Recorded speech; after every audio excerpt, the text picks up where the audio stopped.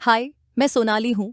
Video शुरू करने से पहले मेरे चैनल सोनाली वॉइस को सब्सक्राइब करें और रेगुलर अपडेट पाने के लिए बगल में दिए गए बेल आइकन को प्रेस करें। मेरा नाम अदिति है। मैं एक बड़े से बंगले में नौकरी करती थी। वहाँ का मालिक मुझे बाजार से सामान लाने के लिए भेजता था। बाजार में दुकानदार बड़े आदर से सिर झुकाकर खड़े हो जाते थे और मुझे मुफ्त में ढेर सारा सामान दे देते थे। वह सामान बैग में बंद होता था। घर लौटकर मैं वह सामान मालिक को सौंप देती थी। मालिक अपने कमरे में चले जाते और सामान को रख लेते थे। एक दिन मुझे कुछ गड़बड़ लगी। मैंने चुपके से बैग खोलकर देखा। जो कुछ उसमें था उसे देखकर मेरे पैरों तले जमीन खिसक गई। मेरे माता पिता की मृत्यु तब हो गई थी जब मैं केवल 8 साल की थी। उस समय मैं अनाथ हो गई थी। हम एक संयुक्त परिवार में रहते थे जिसमें मेरे चाचा चाची और उनकी 2 बेटियां थीं। मैं अपने माता पिता की इकलौती संतान थी। मेरे माता पिता की मृत्यु एक दुर्घटना में हुई थी। मेरे पिता के केवल 2 भाई थे और दोनों भाई अपने परिवारों के साथ एक ही घर में रहते थे। जब मेरे माता पिता इस दुनिया से चले गए तो मेरे चाचा ने मेरी देखभाल की जिम्मेदारी ले ली थी, लेकिन वह अपनी पत्नी से बहुत डरते थे। इस वजह से मेरी परवरिश ठीक से नहीं हो पाई। चाची मुझे खाने तक को ढंग से नहीं देती थीं। वह मेरे साथ बहुत बुरा व्यवहार करती थीं। मुझे अपनी किस्मत पर रोना आता था। मेरा कोई भाई बहन भी नहीं था। शुरू शुरू में चाचा मेरा बहुत ख्याल रखते थे। मुझे अपने भाई की निशानी समझते थे, लेकिन धीरे धीरे मैं उनके लिए बोझ बन गई। इसमें मेरी चाची का पूरा हाथ था। वह चाचा को मेरे खिलाफ भड़काती रहती थीं। अब वह मुझे बर्दाश्त नहीं करते थे। मेरे पिता का घर में हिस्सा था जो मुझे मिलना चाहिए था, लेकिन चाचा ने उसे भी हड़प लिया। उनका कहना था कि मैं उनके साथ रहती हूं, इसलिए मेरा खर्चा वही उठाते हैं, इसीलिए वह हिस्सा भी उनका है। लेकिन मेरा कोई खर्चा था ही नहीं। 2 वक्त का खाना भी तभी मिलता था जब उनके पास कुछ बच जाता था। अगर खाना नहीं बचता तो मैं भूखी रहती थी। कई बार मुझे बासी खाना दे दिया जाता था। मैं उसे भी खुशी खुशी खा लेती थी। इसके अलावा मेरा कोई और खर्चा नहीं था। चाचा चाची ने मुझे कभी स्कूल में दाखिला नहीं करवाया। मेरे माता पिता चाहते थे कि मैं पढ़ लिख कर कुछ बनूं, मैं अच्छी शिक्षा हासिल करूं, क्योंकि मैं उनकी इकलौती बेटी थी। मेरे माता पिता मुझे बहुत प्यार करते थे। वह मेरी हर इच्छा पूरी करते थे, मेरे लिए अच्छा सोचते थे। लेकिन उनके जाने के बाद मेरी जिंदगी से प्यार शब्द ही गायब हो गया। चाचा चाची ने मुझे कभी अपनी बेटियों के बराबर नहीं समझा, बल्कि उन्होंने मुझे अपने भाई की बेटी भी नहीं माना। उन्होंने मुझे अनाथ और लावारिस समझकर बस अपने घर में रहने की जगह दी। बदले में मुझसे ढेर सारा काम करवाया जाता था। मुझे नौकरानी की तरह रखा गया था। मेरे अंदर बचपन से ही कोई जिद या इच्छा नहीं थी, जैसे बाकी बच्चों में होती है। मुझे पता था कि मेरी इच्छाएं पूरी करने वाला कोई नहीं है।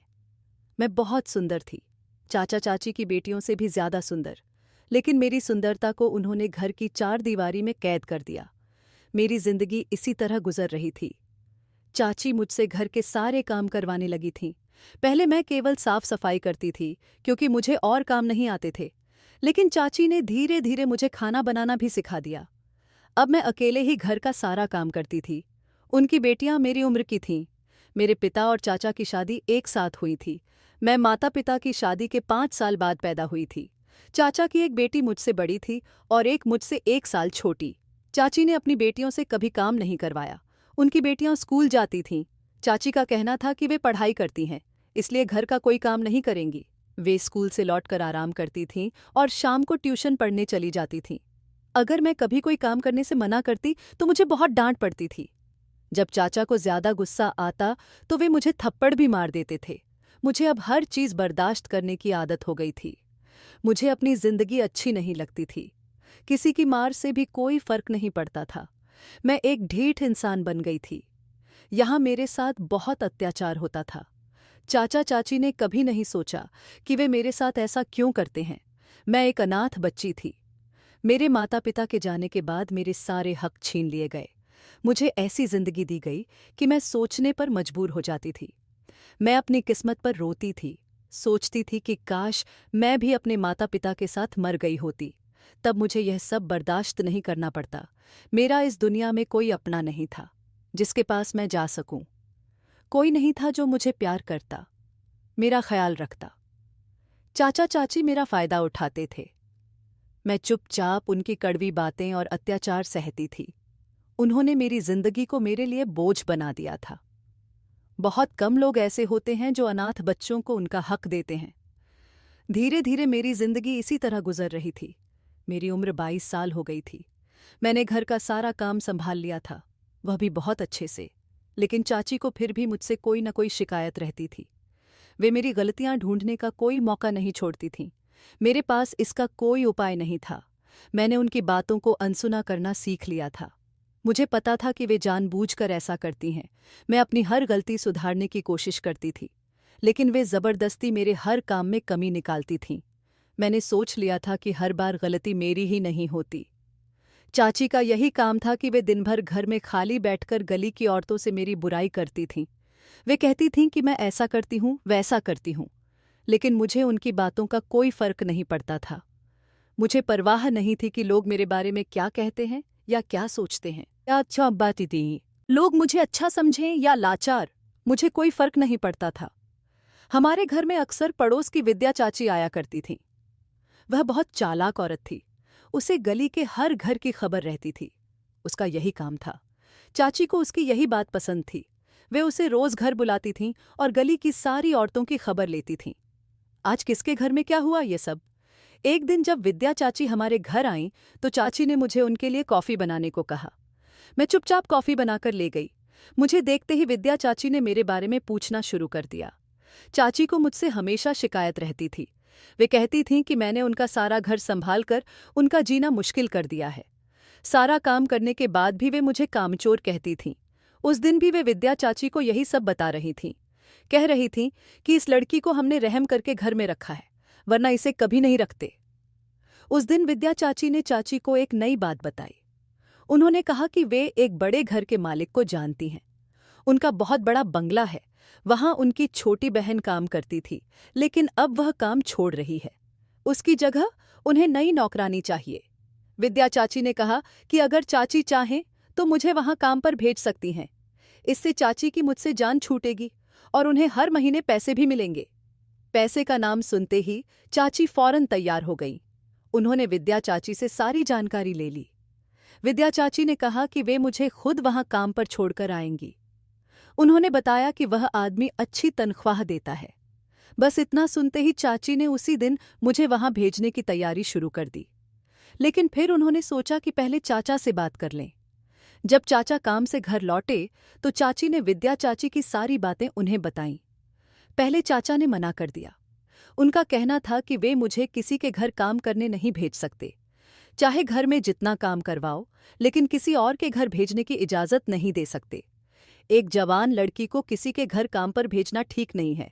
लेकिन चाची ने चाचा से झूठ बोल दिया। उन्होंने कहा कि वे लोग उनके जानने वाले हैं, वहां मुझे कोई परेशानी नहीं होगी। चाची ने कहा कि घर के खर्चे बहुत बढ़ गए हैं, चाचा की तनख्वाह से पूरा नहीं होता। जिस घर में वे मुझे भेजना चाहती हैं वह लोग बहुत अमीर हैं। चाची उन्हें अच्छे से जानती हैं, वे उनके दूर के रिश्तेदार हैं, वहां कोई चिंता की बात नहीं है। चाची ने साफ साफ झूठ बोला था। चाचा ने उन लोगों को कभी देखा तक नहीं था, फिर भी वे उनके दूर के रिश्तेदार बन गए। लालच के कारण चाची ने अपनी बात मनवा ली। चाचा भी मुझे भेजने के लिए तैयार हो गए। वैसे भी वे हमेशा चाची की बात मानते थे। उन्होंने एक बार भी नहीं सोचा कि एक जवान लड़की को किसी अनजान घर में काम पर भेजना कितना गलत है, वह भी ऐसे घर में जिसके बारे में कोई जानकारी ही नहीं थी। कोई भी इस बात की परवाह नहीं कर रहा था। सब मतलबी थे। मैं भी अब इस घर में नहीं रहना चाहती थी। मैं इन सब से दूर जाना चाहती थी। मैं इनसे तंग आ चुकी थी, इसलिए मैं काम पर जाने के लिए तैयार हो गई। मैंने सोचा कि वे लोग जैसे भी हों, चाचा चाची से तो बेहतर ही होंगे। कम से कम वहां सारा काम करने के बाद मुझे ताने तो नहीं सुनने पड़ेंगे जो यहां सुनने पड़ते थे। मैंने सुना था कि वे लोग अच्छा खाना देते हैं, पहनने के लिए कपड़े भी देते हैं। यहां मेरे पास केवल 2 जोड़े कपड़े थे जो चाची ने अपनी बेटियों के पुराने दे दिए थे। मैंने कभी नए कपड़े नहीं पहने। मैंने सोचा कि वहां काम करके अच्छा खाना और कपड़े तो मिलेंगे जो यहां कभी नहीं मिले। यहां खाना भी अच्छा नहीं बनता था। जब भी कुछ अच्छा बनता वह मुझे मिलने से पहले खत्म हो जाता। हफ्ते में एक बार ही अच्छा खाना मिलता था। हलवा, पूरी, खीर जैसी चीजें तो कभी नहीं मिली। हमेशा दाल और सब्जी ही बनती थी। आखिरी बार मैंने अच्छा खाना गली में हुई एक शादी में खाया था। उस शादी को भी 1 साल हो गया था। मैंने सुना था कि अमीर लोग रोज अच्छा खाना खाते हैं। उनके घर में रोज तरह तरह का खाना बनता है। उनका बचा हुआ खाना नौकर खाते हैं। इस बात से मुझे बहुत खुशी हो रही थी। मैं बच्चे की तरह खुश थी। यह सच था कि 8 साल की उम्र से मुझे जिंदगी में सुकून नहीं मिला। न अच्छा खाना मिला, न अच्छे कपड़े। इसलिए मैं इन छोटी छोटी बातों पर खुश हो जाती थी। मुझे नहीं पता था कि क्या सही है और क्या गलत। मुझे क्या पता था कि किसी के घर काम करना अच्छा होता है या बुरा। मैं बाहर तभी निकलती थी जब हम किसी शादी में जाते थे। मैंने बाहर का माहौल भी ठीक से नहीं देखा था। मुझे बस अपने खाने और रहने की फिक्र थी, और इन लोगों से दूर रहने की जिन्होंने मुझे कभी अपना नहीं समझा। चाचा की हामी मिलते ही चाची ने अगले दिन विद्या चाची को घर बुला लिया। मुझे भी तैयारी करने को कह दिया। चाची ने मुझे पहले ही समझा दिया था कि वहां मुझे किस तरह काम करना है। मालिक जो कहे वह चुपचाप करना है। उनकी सारी बातें माननी हैं। बातों बातों में उन्होंने मुझे बता दिया कि अब मुझे वहां ही रहना है। इस घर में मेरी कोई जगह नहीं है। वैसे भी इस घर में मेरे लिए पहले से कोई जगह नहीं थी। जो थोड़ा सा रहम करके रखा था वह भी अब नहीं रखना था। मैंने सोचा कि जिस घर में काम करने जा रही हूं, शायद वहां मुझे कुछ अच्छा करने को मिले। जिंदगी में पहली बार चाची ने मुझसे थोड़ी नरमी से बात की थी, लेकिन उनके व्यवहार में प्यार अभी भी नहीं था। अब मुझे उसकी जरूरत भी नहीं थी। विद्या चाची को साथ लेकर हम घर से निकल पड़े। कुछ ही दूरी तय करने के बाद हम एक बड़े से बंगले के बाहर पहुंच गए थे। गेट पर एक चौकीदार बैठा था। उसे अंदर जाने की इजाजत लेकर हम लोग बंगले के अंदर चले गए। बंगला बाहर से जितना सुंदर था, उतना ही अंदर से भी शानदार था। एक नौकरानी हमें बाहर मिली। उसने हमें अंदर ले जाकर एक बड़े से कमरे में बिठा दिया। कुछ देर बाद वहां एक आदमी आया। वह बिल्कुल वैसा दिखता था जैसा टीवी के धारावाहिकों में अमीर लोगों को दिखाया जाता है। उसने आकर हमसे सब कुछ पूछा। चाची को तनख्वाह के बारे में भी बता दिया। उसने पूछा, क्या यह लड़की घर का सारा काम संभाल सकती है? चाची ने फौरन बोलना शुरू कर दिया, यह सारा काम जानती है, आप जो कहेंगे यह कर लेगी। चाची की बात सुनकर उसने मुझे एक नज़र देखा और मुझे अपने घर में काम पर रखने को तैयार हो गया। उसने कहा कि मैं यहीं उनके घर में रहूंगी। चाची ने तुरंत हामी भर दी। वे तो यही चाहती थीं। इस तरह मुझे काम मिल गया। मुझे अभी तक नहीं पता था कि काम क्या है। बस इतना पता था कि मुझे काम मिल गया, और रहने की जगह भी। मेरे लिए यही बहुत था। चाची के लिए भी इतना ही काफी था कि अब उन्हें मेरे काम के पैसे मिलेंगे। उन्हें इस बात से कोई मतलब नहीं था कि मुझे कौन सा काम करना पड़ेगा। उनकी नज़र तो बस पैसों पर थी। वे मुझे वहीं छोड़कर विद्या चाची के साथ अपने घर चली गईं। जाते जाते उन्होंने कहा कि मेरा ज़रूरी सामान बाद में भिजवा देंगी। मैंने चुपचाप सिर हिलाकर हामी भर दी। उनके जाने के बाद बंगले के मालिक ने मुझे अपने पास बुलाया। उन्होंने पूछा, क्या तुम यहाँ रह सकोगी? अपने घरवालों के बिना तुम्हारा मन लगेगा? मैंने बस इतना कहा, हाँ। फिर वे उठकर जाने लगे। जाते जाते उन्होंने एक नौकरानी को बुलाया और कहा, इसे कुछ दिनों के लिए अपने साथ रखो, बाद में मैं बताऊंगा कि इसे क्या काम करना है। उस नौकरानी ने मुझे अपने साथ चलने को कहा। वह मुझे बंगले के पीछे की तरफ ले गई, जहां छोटे छोटे कमरे बने थे। शायद वे सारे कमरे नौकरों के लिए थे। उसने मुझे उनमें से एक कमरे में ले जाकर बिठा दिया। मैं वहां बिस्तर पर बैठ गई। शाम उसी कमरे में बीत गई। रात को वह नौकरानी खाना लेकर आई और मुझे भी खाने को कहा। हम दोनों ने साथ में खाना खाया। उसने मुझसे मेरे बारे में पूछना शुरू किया। मैंने उसे अपनी जिंदगी की सारी बातें बता दीं। मेरे साथ अब तक जो कुछ हुआ, सब कुछ। मेरी बातें सुनकर वह चुप हो गई। साफ था कि उसे मेरी कहानी सुनकर दुख हुआ, लेकिन वह बेचारी क्या कर सकती थी? यहां तो मेरे अपनों ने मेरा साथ नहीं दिया था। मेरा सामान भी घर से आ गया था। उसी नौकरानी ने उसे कमरे में ठीक कर दिया। वह मुझसे उम्र में काफी बड़ी थी। वह शादीशुदा थी और उसकी एक बेटी भी थी। बंगले के सारे नौकर उसे मासी कहते थे। मैं भी उसे मासी कहने लगी। वह मेरे साथ बहुत अच्छा व्यवहार करती थी। रात को मालिक ने मुझे फिर अपने पास बुलाया। मासी मुझे उनके पास ले गई। मुझे एक नज़र देखकर मालिक ने पूछा, तुम कौन सा काम आसानी से कर सकती हो? मैंने वही कहा जो मुझे कहने को बताया गया था। मैं सारा काम कर सकती हूँ। मेरी बात सुनकर मालिक ने मासी से कहा, इसे अपने साथ रसोई में खाने के काम में लगाओ, इसे इस घर के तौर तरीके सिखाओ। मासी मुझसे बस बर्तन धुलवाती थी, इसके अलावा एक दो छोटे मोटे काम करवाती थी। वह मुझसे ज्यादा काम नहीं करवाती थी। मुझे यहाँ आए 4 दिन हो गए थे। इन 4 दिनों में मुझे एक बार भी अपने घर की याद नहीं आई। यहाँ मैं वहां से कहीं बेहतर थी। मासी मेरा बहुत ख्याल रखती थी, मैं पेट भरकर खाना खाती थी। अब तो मन करता था कि सारी जिंदगी यहीं गुजार दूं। मुझे यहाँ से वापस जाने का मन ही नहीं था। मेरे काम की तनख्वाह सीधे चाची के पास जाती थी, लेकिन मुझे पैसों की जरूरत नहीं थी। मुझे बस रहने की जगह और खाना चाहिए था। यहाँ मुझे ये दोनों आसानी से मिल रहे थे। यहाँ ज्यादा काम भी नहीं करना पड़ता था। मेरे लिए यही बहुत था। मुझे किसी और चीज की परवाह नहीं थी। इसी तरह समय बीत रहा था। मुझे यहाँ काम करते हुए 1.5 महीना हो गया था। इस दौरान चाची एक बार भी मुझसे मिलने नहीं आई। वे सिर्फ मेरी तनख्वाह लेने आती थीं। पैसे लेने के बहाने मुझसे मिल लेती थीं, लेकिन उन्होंने कभी नहीं कहा कि मैं एक दिन के लिए भी उनके साथ घर चलूं। मैं चुपचाप उन्हें देखती रहती थी। वे पैसे लेकर चली जाती थीं। उनके इस लालच से मुझे बहुत दुख होता था। आज मालिक ने मुझे अपने कमरे में बुलाया था। मालिक के 2 जवान बेटे थे।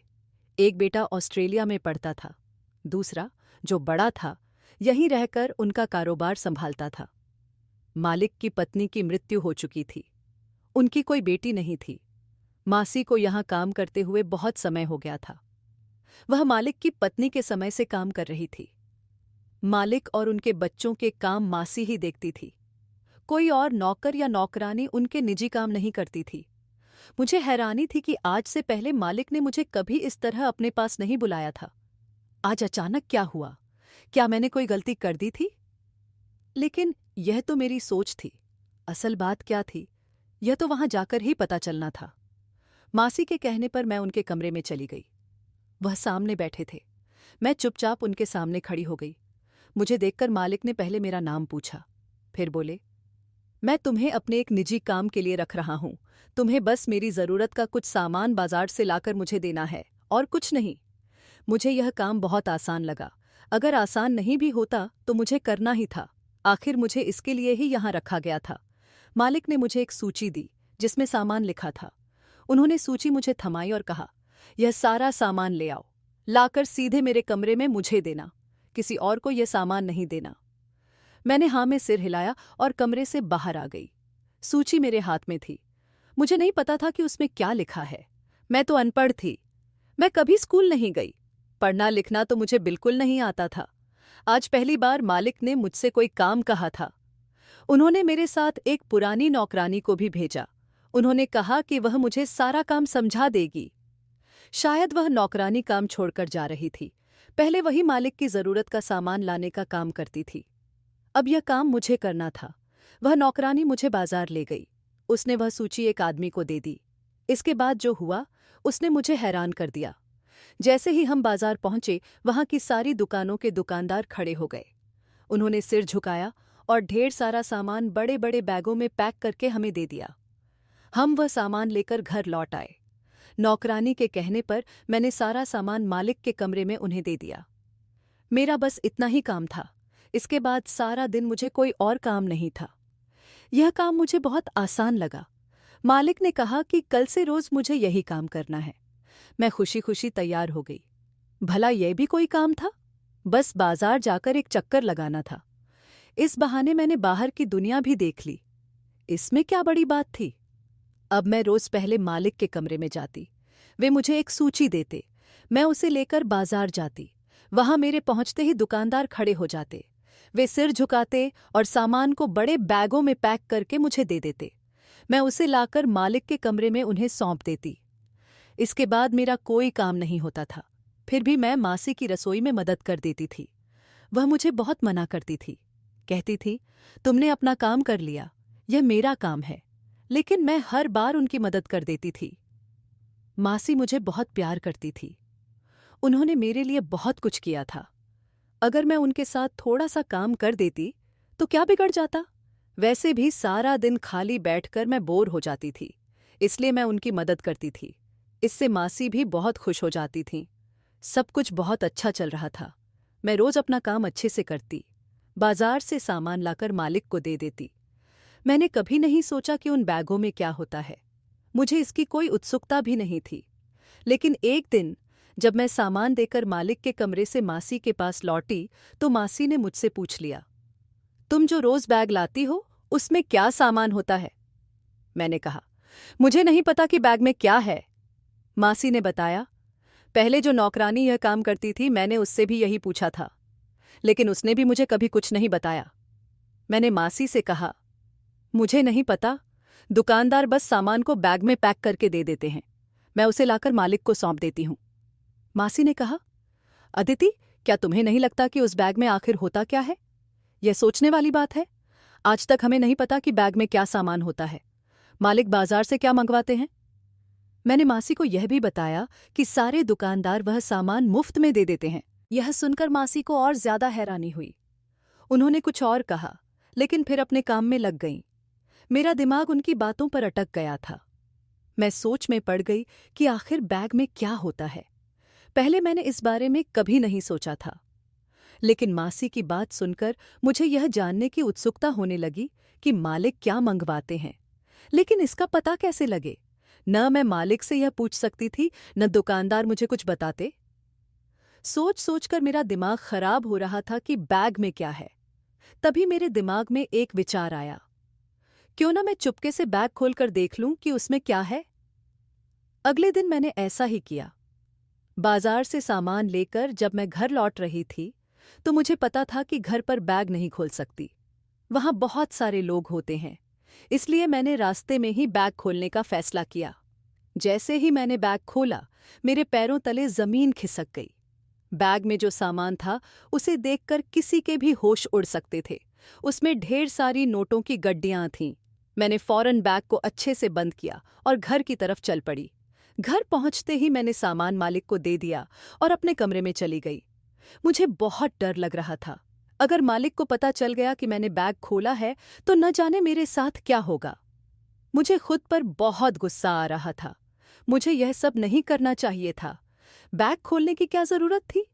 उसमें जो भी था मुझे क्या मतलब? मुझे चुपचाप अपना काम करना चाहिए था। अगर मालिक को जरा भी शक हुआ तो न जाने वे मुझे क्या सजा देंगे। मैं बहुत परेशान थी। सुबह से दोपहर हो गई, लेकिन किसी ने मुझे घर के अंदर नहीं बुलाया। मैंने सोचा, अच्छा है, शायद किसी को अभी तक कुछ पता नहीं चला। मैंने ठान लिया कि आज के बाद मैं मालिक के सामान से कोई मतलब नहीं रखूंगी। बस सामान लाकर उन्हें दे दिया करूंगी। वे क्या करते हैं, मुझे उससे कोई लेना देना नहीं। पूरा दिन बीत गया। अब मुझे तसल्ली हुई कि मालिक को पता नहीं चला कि मैंने बैग खोलकर देखा था। मेरी जान बच गई। मैंने सोच लिया कि अब मैं ऐसा कुछ नहीं करूंगी। पूरी ईमानदारी से काम करूंगी। अगले दिन रोज की तरह मैं नाश्ता करके मालिक के कमरे में सूची लेने गई। मुझे देखकर उन्होंने सूची मुझे थमा दी। मैं जैसे ही पलटी, अचानक उन्होंने मुझे आवाज दी, रुको! मैं ठिठक गई। मुझे समझ आ गया कि मालिक को मुझ पर शक हो गया है। उन्होंने मुझे पीछे मुड़ने को कहा। मैं बहुत डर रही थी। चुपचाप उनकी तरफ पलटी और सिर झुका लिया। उन्होंने पूछा, क्या तुमने कल मेरा सामान खोलकर देखा था? मैं हैरान थी कि उन्हें कैसे पता चला। मैंने कुछ चुराया तो नहीं था। सब कुछ वैसा ही था। वे मेरे जवाब का इंतजार कर रहे थे। मैंने झूठ बोलने की कोशिश की, लेकिन मेरी माँ ने मुझे बचपन में सिखाया था कि जिंदगी में कभी झूठ का सहारा नहीं लेना चाहिए। अगर गलती हो जाए तो सच बोलकर उसे स्वीकार करना चाहिए। उनकी बात याद करके मैंने झूठ बोलने का इरादा छोड़ दिया। मैंने सच बता दिया, हाँ, मैंने बैग खोला था। मालिक ने मुझे हैरानी से देखा। फिर वे मेरे सामने आकर खड़े हो गए। उन्होंने कहा, तुम झूठ भी बोल सकती थी, झूठ बोलकर अपनी जान बचा सकती थी, लेकिन तुमने सच बोला, यह भी नहीं सोचा कि इसके बदले तुम्हें सजा मिल सकती है। मैंने बताया, पहले मैंने झूठ बोलने का सोचा था, लेकिन मेरी माँ ने मुझे कभी झूठ बोलना नहीं सिखाया। मालिक ने पूछा, तुमने उन पैसों में से कुछ क्यों नहीं चुराया? तुम चाहती तो पैसे लेकर भाग सकती थी, ऐसा क्यों नहीं किया? मैंने जवाब दिया, मेरी माँ ने मुझे चोरी करना नहीं सिखाया। मैं अपनी बात कहकर चुप हो गई। अब मुझे सजा का इंतजार था। मालिक ने पूछा, क्या तुम सजा के लिए तैयार हो? मैंने उनकी तरफ देखा और सिर हिलाकर हामी भर दी। मालिक ने बताया कि उन्होंने यह सब मुझे परखने के लिए किया था। उन्होंने जानबूझकर बैग में नोटों की गड्डियां रखी थीं। वे देखना चाहते थे कि मैं सामान चुराती हूं या नहीं। उन्हें मुझे देखकर शक हो गया था कि मैं बैग खोलना चाहती हूं। फिर उन्होंने बताया कि बाजार में जो लोग सामान बेचते हैं वे बहुत गरीब और मजबूर हैं। एक बार मालिक खुद बाजार गए थे। वहां उनकी नज़र एक गरीब आदमी पर पड़ी। वह अपना कीमती सामान सस्ते दाम में बेच रहा था क्योंकि उसे अपने बेटे का इलाज करवाना था। उसे पैसों की बहुत ज़रूरत थी। एक और आदमी अपनी बेटी की शादी के लिए सामान बेच रहा था। मालिक को उस दिन एहसास हुआ कि इस दुनिया में कितने लोग हैं जिन्हें पैसों की सख्त ज़रूरत है, लेकिन हम जैसे लोग उन्हें नज़रअंदाज करके आगे बढ़ जाते हैं। इसीलिए मालिक ने उनकी मदद करने का फैसला किया। वे अपनी नौकरानी को बाजार भेजते थे, सामान मंगवाते थे और बदले में दुकानदारों को दोगुने पैसे देते थे। इससे उनकी मदद हो जाती थी। यही वजह थी कि दुकानदार मालिक की बहुत इज्जत करते थे। जब भी कोई उनकी सूची लेकर सामान लेने जाता, वे सिर झुकाकर सामान पैक करके दे देते थे। मालिक ने मुझे वह सामान दिखाया। वह उनकी ज़रूरत का नहीं था। वे उसे अपने नौकरों में बांट देते थे। उसमें खिलौने, कपड़े और ऐसी चीज़ें थीं। नौकर उन्हें लेकर अपने बच्चों को दे देते थे। इससे नौकर भी खुश रहते थे। यह जानकर मुझे बहुत खुशी हुई कि मेरे मालिक इतना नेक काम करते हैं। वे इस बारे में किसी को बताना नहीं चाहते थे। मेरी ईमानदारी और अच्छाई देखकर वे बहुत खुश हुए। उन्होंने मुझे अपने घर की बहू बनाने का फैसला कर लिया। उन्होंने बताया, जिस दिन से तुम यहाँ आई, मेरे बेटे ने तुम्हें देख लिया था। तुम्हारी खूबसूरती और मासूमियत देखकर वह मुझसे बार बार तुम्हारे बारे में पूछता था। इसलिए मैं तुम्हें परख रहा था कि तुम हमारे घर की बहू बनने लायक हो या नहीं। लेकिन तुम बहुत अच्छी और शरीफ लड़की हो। तुम्हें पैसों का लालच नहीं है। मालिक ने बताया कि उनकी ईमानदारी की वजह से उनका बेटा मुझे पसंद करता था। उन्होंने पूछा, क्या तुम मेरे बेटे से शादी कर सकती हो? मैंने हाँ कह दी। किसी ने पहली बार मुझे पसंद किया था, मुझे प्यार किया था। कुछ दिनों बाद मेरी शादी मालिक के बेटे से हो गई। मैं उनके साथ बहुत खुश थी। मेरा पति मेरा बहुत ख्याल रखता था। जब महीना पूरा हुआ तो चाची मेरे घर आईं। मेरे कपड़े और गहने देखकर वे मेरे पास आईं और मुझसे बातें करने लगीं।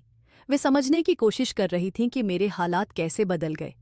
मासी ने चाची को सारी बात बताई कि मालिक को मेरी ईमानदारी और सच्चाई बहुत पसंद आई। उनके बेटे को मैं पसंद थी, इसलिए उन्होंने मुझे अपनी बहू बना लिया। मालिक मुझे बहू नहीं, अपनी बेटी की तरह प्यार करते थे। यह सब सुनकर चाची मेरे कमरे में आईं। वे मुझसे मीठी मीठी बातें करने लगीं। कहने लगीं, घर चलो, तुम्हारी बहनें तुम्हें बहुत याद करती हैं। मैंने चाची से साफ कह दिया, आज के बाद मैं आपके घर कभी नहीं आऊंगी। मैं इस घर की बहू बन गई हूं। मुझे अब आपके घर से कोई मतलब नहीं। मेरे पति ने भी चाची से कह दिया, आपका मेरी पत्नी से अब कोई रिश्ता नहीं है। उन्होंने चाची को कुछ पैसे दिए और कहा, अब यह हमारे घर की नौकरानी नहीं, मालकिन है। आपकी ज़रूरत के लिए ये पैसे दिए जा रहे हैं। आज के बाद आपको यहाँ आने की ज़रूरत नहीं है।